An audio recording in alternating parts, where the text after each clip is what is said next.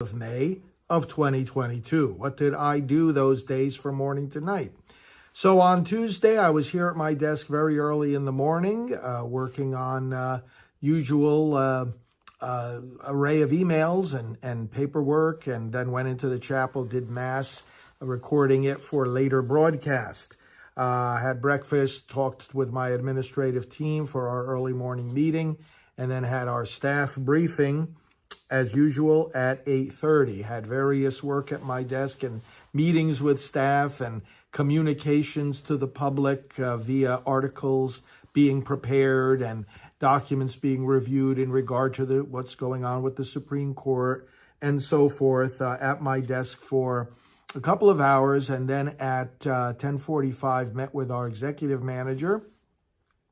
And then at 11, I had an interview in the studio and connected with Matt and Mercedes Schlapp with CPAC, the Conservative Political Action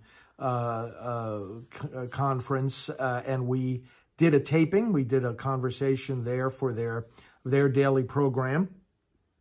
Right after that, at about 11:45, came into my office and jumped on a Zoom call. It's a monthly call for the Abortion Recovery Coalition, of which I am part, of course, because of our work with Rachel's Vineyard, which is a ministry of Priests for Life, and I'm the pastoral director, the largest ministry in the world for healing after abortion, and also my role as pastoral director of Silent No More. So I was on with these various leaders of healing ministries from around the country for just the last 15 minutes of that call, which overlapped with my interview.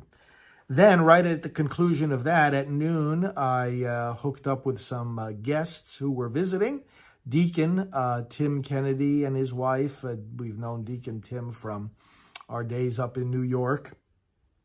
I took them out to lunch, gave them a tour of our facility, and then went into the studio again just after 1 o'clock and did a taping with Tim. We talked about the role of clergy in fighting abortion. Said goodbye to him, and then stayed right there in the studio for 2:15, 45-minute interview live on the Terry and Jesse show on Virgin Most Powerful Radio. Finished with that at 3 o'clock. Checked in at my desk with some emails I was working on. For example, approval of trips that are coming up, approval of postings for our website, approval of emails going out, our appeals and other communications, and arrangement for additional media. And then at 3:30 was back in the studio for taping our Right Side Broadcasting Network Praying for America program. Actually started that actually at 3:15, because then at 3:50 I went on live on Real America's Voice, again right there from our studio, with Dr. Gina, and talked there about the pro-abortion response to the leaked draft opinion in the Dobbs case. Finished with that interview, checked in with staff, came back to my desk, more communications and emails right into dinner time, and had a conversation with Mark, our Chief Technology Officer, who helps us also with administrative things. We had an evening update conversation for about a half hour, and I often use that time to take my daily walk. I walk for a good half hour of exercise each day, often, as I say, in conjunction with phone calls that I need to make.